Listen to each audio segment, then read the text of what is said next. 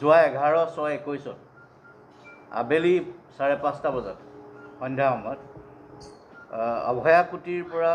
এখন FIR পোৱা গৈছিলে। তেতিয়া FIRখনৰ ইনগ্ৰেডিয়েণ্ট মতে আমাৰ Kokrajhar PS case number 440/21 under section 120B/302 IPC এটা কেছ ৰুজু হৈছিলে কোকৰাঝাৰ থানাত।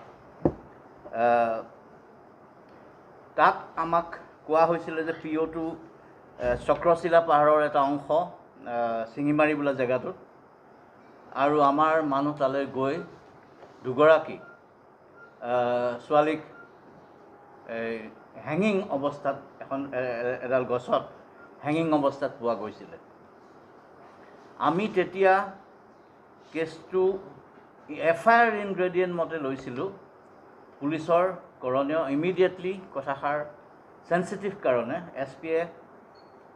আমাক জনালে, আৰু লগে লগে মই গম পাই আমাৰ স্পেচিয়েল DG তেখেতৰ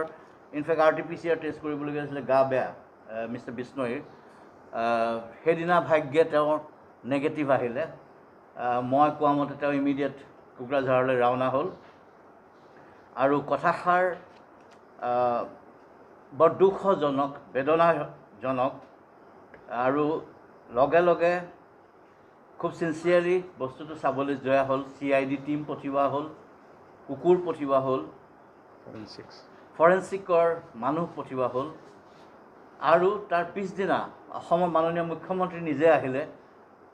আহি তেখেতে ঘূৰি গৈ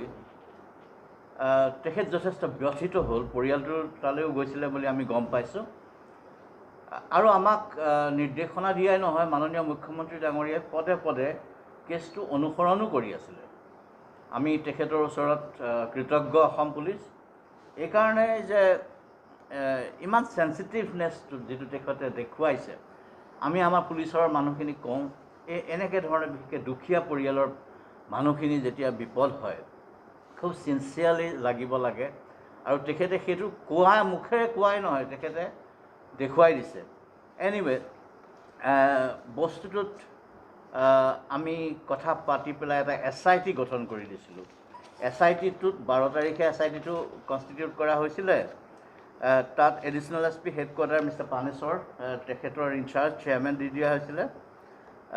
DYSP হেডকোৱাৰ্টাৰ ইয়াত আছে নাই, পুনম তেওঁ আছিলে, আৰু OC কোকৰাঝাৰ দিলীপ শইকীয়া ইয়াত নাই, আছে নাই? তেখেত আছিলে SI ভাস্কৰ বসুমতাৰী, আৰু WSI মহিলা আছে ছাব ইন্সপেক্টৰ কৰবী শইকীয়া। তেওঁলোকৰ তলত এটা টীম বনাই দিয়া হৈছিলে, আৰু লগতে আমাৰ এডিশ্যনেল SP ছিকিউৰিটি তেখেতেও লমে ডোংগাল যথেষ্ট কষ্ট কৰি আছিলে। চাইণ্টিফিক ধৰণেৰে খুব বিজ্ঞানসন্মতভাৱে বস্তুটো আমি একোটা সিদ্ধান্তত উপনীত হৈ নলৈ গোটেই পচিবিলিটিজ বা প্ৰবেবিলিটিজ কি সম্ভৱ হ'ব পাৰে সেইখিনি চাবৰ কাৰণে আগবাঢ়িল আমাৰ টীমটো কণ্টিনিউৱাছলি। এইটো আমাৰ স্পেচিয়েল DG আমাৰ মিষ্টাৰ বিষ্ণৈ আৰু ছুপাৰিণ্টেণ্ডেণ্ট অফ পুলিচ মিষ্টাৰ থৌবে, তেওঁলোক দুজনে এক অহৰ্নিশে তত্বাৱধান কৰি আছে, আৰু মোৰ লগত কণ্টিনিউৱাছ কথা পাতি আছোঁ। তাত 12টা পইণ্ট লিখা হৈছে, যিখন ৰিকুইজিশ্যন দিয়া হৈছে মেডিকেলক। প্ৰথমতে কোকৰাঝাৰলৈ পঠিওৱা হ'ল, কিন্তু যেতিয়া দেখা গ'ল যে এইটো বৰ কথাষাৰ চিৰিয়াছ টাইপৰ, গতিকে এইটো তেখেতলোকে নোৱাৰিলে কোকৰাঝাৰত বৰপেটা মেডিকেল কলেজলৈ, ফখৰুদ্দিন আলি আহমেদ মেডিকেল কলেজলৈ পঠিওৱা হ'ল, আৰু এটা পেনেল অফ ডক্টৰছক নিয়োগ কৰিবলৈ কোৱা হ'ল, যাতে মৃতদেহকেইটাৰ ওপৰত ভাল ধৰণৰ মৰণোত্তৰ পৰীক্ষা হ'ব, মানে কোনো যাতে ক'তো ক্ষেত্ৰত কোনো কথাতে কম্প্ৰমাইজ নহ'ব, কোনকেইটা প্ৰিচাইজ পইণ্ট চাব লাগে। আমি সম্ভৱ হ'ব পৰা সকলো ধৰণৰ এংগল সেই 12টা পইণ্টত লিখি দিছোঁ যে এই পইণ্টকেইটাত আমাক উত্তৰ লাগে। গতিকে সেইটো কৰাৰ পিছত আমাৰ অনুসন্ধান চলিলে ক্ষিপ্ৰতাৰে, বিশেষকৈ আমাৰ মোবাইল ফৰেনচিকৰ ওপৰত আমি বেছ ফ'কাছ কৰিলোঁ। মানে কথাবোৰ গোটেইখিনি মই ক'ব নোৱাৰোঁ ইয়াত এতিয়া, কিন্তু আমি কিছুমান মোবাইল ফোন পালোঁ মোবাইল ফোনৰ দ্বাৰা কাৰ লগত কাৰ কণ্টেক্ট আছে সেইখিনি গোটেইখিনি আমি বিচাৰিলোঁ সেই মৰ্মে আমি এজনক উঠালোঁ দ্বিতীয়জনক উঠালোঁ আৰু প্ৰথমতে চোৰে চুৰ কৰিছোঁ বুলি নকয় তৃতীয়জনক উঠালোঁ তাৰপিছত সোধাসুধি কৰিলোঁ নকয় তাৰপিছত আমি তেওঁ এভিডেন্সেছ আগবঢ়াই দেখুৱালোঁ যে এইটো প্ৰমাণ তোমাৰ বিৰুদ্ধে পোৱা গৈছে আৰু তোমাৰ কথাটো এইজনৰ লগত এইটো সম্পৰ্ক দেখা গৈছে তুমি এইটো সময়ত তুমি এইটো কথা কৰিলা এই ধৰণৰ ৰিলেশ্যন তুমি হৈছে ইমানবাৰ তুমি আমুকৰ লগত কথা পাতিছা এই ধৰণৰ ডিটেইলছটো যেতিয়া তেওঁলোকৰ আগত দাঙি ধৰা হ'ল তেওঁলোক যিকেইজন মূল দোষী তেওঁলোকে মুখৰ মাত নাইকিয়া হ'ল পুলিচক মিছলিড কৰিবলৈ কেইবাজনেও চেষ্টা কৰিলে আমি মোবাইল ফৰেনচিক এনালিচিছত আমি কেইবাজনো এডিশ্যনেল মানুহৰ নামো পালোঁ কিন্তু আমি এতিয়া যিটো ফাইনেল আমাৰ ফাইণ্ডিংছটো অলপ দুখজনক বেদনাজনক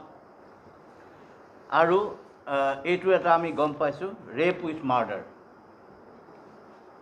এইটো এটা ৰেপ উইথ মাৰ্ডাৰ বলাৎকাৰ কৰি হত্যা কৰা এটা কথা ইয়াত প্ৰথম মেইন একিউজ তিনিজনক আমি পালোঁ আৰু তিনিজন মেইন একিউজ আৰু 4জন অন্যান্য ধৰণৰ একিউজ তেওঁলোকে এই ৰেপ উইথ মাৰ্ডাৰটোত ইনভলভ নাথাকিলেও তেওঁলোকে অন্য ধৰণৰ পুলিচৰ পৰা তথ্য লুকোৱা পুলিচক মিছলিড কৰা বা অন্যায় ধৰণেৰে কিবা কিছুমান কামত তেওঁলোক লিপ্ত হোৱা ইত্যাদি ধৰণৰ কিছুমান আমি উদাহৰণ পাইছোঁ তেওঁলোকে ৰেপ উইথ মাৰ্ডাৰটোত নাই তেনেকুৱা 4জন তিনিজন হ'ল মুজাম্বিল শ্বেখ 20 বছৰ ফৰিজুল ৰহমান 22 বছৰ নাচিবুল শ্বেখ 19 বছৰ এইকেইজন হ'ল ৰেপ উইথ মাৰ্ডাৰ চাৰ্জত তেওঁলোক আসামী আৰু আমি সুন্দৰকৈ বস্তুটো আমাৰ ধৰণে এতিয়া এষ্টাব্লিছ কৰিছোঁ এতিয়া আমি PMৰ ৰিপৰ্টৰ কাৰণে আমি ৱেইট কৰিছোঁ ভিছেৰা প্ৰিজাৰ্ভেশ্যনছ কৰিবলৈ কৈছোঁ এতিয়া DNA ফিংগাৰ প্ৰিণ্টিঙৰ কাৰণে গোটেইখিনি যিখিনি কৰিব লাগে যিখিনি বস্তু সংৰক্ষণ কৰিব লাগে আমি কেৱল আণ্ডাৰগাৰ্মেণ্টৰ ওপৰত ফ'কাছ কৰা নাই আমি মৃতকৰে হওক বা দোষীৰে হওক আণ্ডাৰগাৰ্মেণ্টৰ ওপৰতে ফ'কাছ কৰা নাই আমি তাৰ ভিতৰলৈ গৈছোঁ বিভিন্ন শৰীৰৰ বিভিন্ন অংশৰ DNA আমি ল'বৰ কাৰণে কিছুমান চেম্পলিং কৰাইছোঁ আৰু সেই চেম্পলছখিনি মেটচ কৰোৱা হ'ব মৃতদেহৰ লগত পোৱা অৱশিষ্টৰ লগত আৰু সেই মেটচ কৰিলে সেই বস্তুটোত যাতে নিকপ কপিয়া এটা কেছ হ'ব দিয়া হৈছে গোটেইখিনি কথা নকওঁ কিন্তু DNA ফিংগাৰ প্ৰিণ্টিং আমাৰ হ'ব ডেটা ৰিট্ৰিভেল কৰিবৰ কাৰণে মোবাইল টেলিফোনছত সব ৰিমুভ কৰিছে ডেটাবিলাক দোষীসকলে সেইখিনি ডেটা ৰিট্ৰিভেল কৰিবৰ কাৰণে আমি 5টা টেলিফোন ইতিমধ্যে ডেটা ৰিট্ৰিভেল কৰাৰ প্ৰক্ৰিয়াটো আৰম্ভ হৈ গ'ল আৰু তাৰ পিছতো 2টা মোবাইল আৰু ৰিকভাৰ হৈছে সেইকেইটা এতিয়া কাৰবাৰ চলিব মষ্ট ইম্পৰ্টেণ্ট কথা আজি আমি ক্ৰাইম চিন ৰিক্ৰিয়েশ্যন কৰিলোঁ এইটো এটা ইনভেষ্টিগেশ্যনৰ এটা ইম্পৰ্টেণ্ট প্ৰক্ৰিয়া এটা ক্ৰাইম চিনটো পুনৰবাৰ ৰিক্ৰিয়েট কৰিছোঁ একজেক্টলি কেনেকৈ ক্ৰাইমটো হ'ল দোষীকেইজনে দেখুৱাই দিয়া সেইটো হ'ল ক্ৰাইম চিন ৰিক্ৰিয়েশ্যন সেইটো ভিডিঅ'গ্ৰাফি কৰা হৈছে তাত ইণ্ডিপেণ্ডেণ্ট উইটনেছ আছে মেজিষ্ট্ৰেট আছে তাত ফৰেনচিক এক্সপাৰ্ট আছে আৰু সকলোকে লৈ পেলাই সেইটো ক্ৰাইম চিন ৰিকনষ্ট্ৰাকশ্যন অফ ক্ৰাইম চিন সেইটো কৰা হ'ল আৰু লগে লগে এতিয়া আমি 40 দিনৰ ভিতৰত আমি যিখিনি ৰিপৰ্ট পাবলগীয়া আছে নিশ্চয়কৈ পাম সকলোৱে সংশ্লিষ্ট পক্ষই নিশ্চয় কথাবোৰ গুৰুত্ব সহকাৰে লৈছে মেডিকেল ৰিপৰ্টটো আমাৰ কাৰণে খুব ইম্পৰ্টেণ্ট তাৰ লগত মেটচ কৰিব লাগিব আমাৰ ফাইণ্ডিংছবিলাক আই এম শ্যোৰ আমাৰ কোনো সুৰুঙা নাই এই ইনভেষ্টিগেশ্যনটোত আৰু মেটচ কৰিব কাৰণ যিখিনি পোৱা গৈছে সেইখিনি সত্য আৰু ভয়ংকৰ সত্য নিষ্ঠুৰ বাস্তৱ আৰু আমি উদ্ধাৰ কৰা বস্তুৰ ভিতৰত 7টা মোবাইল ফোন এখন হিৰো গ্লেমাৰ নম্বৰ নাইকিয়া মটৰচাইকেল প্লাষ্টিকৰ গানি বেগ যিটো ৰেপ কাণ্ডটো কৰিবলৈ যাওঁতে পথাৰত মানে গ্ৰাউণ্ড ছিট হিচাপত মানে পেলাই ল'বলৈ গ্ৰাউণ্ড ছিট হিচাপত ব্যৱহাৰ কৰা গানি বেগ 4টা আৰু এই মৃতদেহকেইটা মৰাৰ পিছত ওলমাই দিবৰ কাৰণে এই উৰ্ণা টাইপৰ গাত যে ছোৱালীয়ে লয় ষ্ট্ৰল বুলি কয় সেইখন ফালি পেলাইছে দুটা বিভাগত ফালি পেলাই তাত 2টা নট দিছে আৰু খুব এক্সপাৰ্ট নট এইটো হেংমেন্স নট বুলি কয় সেই নটটো দি পেলাই দুইগৰাকীকে তেওঁলোকে হেং কৰি দিছে গছডালত গতিকে সেই মৰ্মে আমি বস্তুটো এষ্টাব্লিছ ইতিমধ্যে কৰিছোঁ 11 তাৰিখে আবেলি 5টা বজাত ৰিপৰ্ট হৈছে যোৱাকালি বস্তুটো সমাধান হৈছে আজি ৰিকনষ্ট্ৰাকশ্যন হৈছে আৰু মই এই ক্ষেত্ৰত SIT-লৈ প্ৰতিজন মেম্বাৰক আন্তৰিক অভিনন্দন জ্ঞাপন কৰিছোঁ মই অভিনন্দন জনাইছোঁ special DG BTAD SP Kokrajhar আমাৰ টিমটোক আৰু সকলো ৰাইজলৈও আমি তেখেতলোকে আগবঢ়োৱা সহযোগিতাৰ কাৰণে আমি ধন্যবাদ জ্ঞাপন কৰিছোঁ আৰু আশা কৰোঁ যাতে ৰাইজে সকলোৱে এই ধৰণেৰে সমাধান কিবা যদি ক্ৰাইম হয় যাতে ক্ৰিমিনেল বুক কেতিয়াও সাৰি নাযায় সেইটো এনচিয়ৰ কৰিবৰ কাৰণে বিশেষকৈ মহিলা আৰু শিশুৰ ক্ষেত্ৰত হ'ব পৰা যিকোনো অপৰাধ অসম পুলিচে সহ্য নকৰে মাননীয় অসমৰ মুখ্যমন্ত্ৰীয়ে এই ক্ষেত্ৰত অতিকে দৃঢ় আৰু আমিও বহুত স্পেচিয়েল মেজাৰ্ছ কিছুমান লৈ আছোঁ অসম পুলিচ শিশু মিত্ৰ ৰিচোৰ্চ চেণ্টাৰ বুলি আছে ৰিচোৰ্চ চেণ্টাৰ খুলিছোঁ আৰু মহিলাক কাৰণেও আমি স্পেচিয়েল চেলো খোলা হৈছে গতিকে এই গোটেই কেছটো আমি ফাষ্ট ট্ৰেক কোৰ্টলৈ লৈ যাবলৈ চেষ্টা কৰিম আৰু কেছটোৰ আশু সমাধান মানে কোৰ্টতো যাতে আমি এষ্টাব্লিছ কৰোঁ ষ্ট্ৰংলি মই যিটো ছেকশ্যন কৈছিলোঁ সেই ছেকশ্যনৰ পিছত এই ফাইণ্ডিংছবিলাক পোৱাৰ পিছত আমি যেতিয়া নতুনকৈ ফাইণ্ডিংছবিলাক পালোঁ FIR দিয়া কথাবোৰৰ উপৰিও আমি বহুত নতুন নতুন বস্তু আমি উদ্ভাৱন কৰিব পাৰিলোঁ বস্তুটো অনুসন্ধানৰ মাজত গতিকে আমি এইকেইটা ছেকশ্যন লগাইছোঁ 376, 376A, 376D, 376D2 gang rap কেইবাজনো ৰেপ কৰাটো 376DA ছেকশ্যন 6 পক্সো এক্ট দুইগৰাকী ছোৱালী মাইনৰ 16 বছৰ আৰু 14 বছৰ POCSO act 2012 section 31W of SC/ST act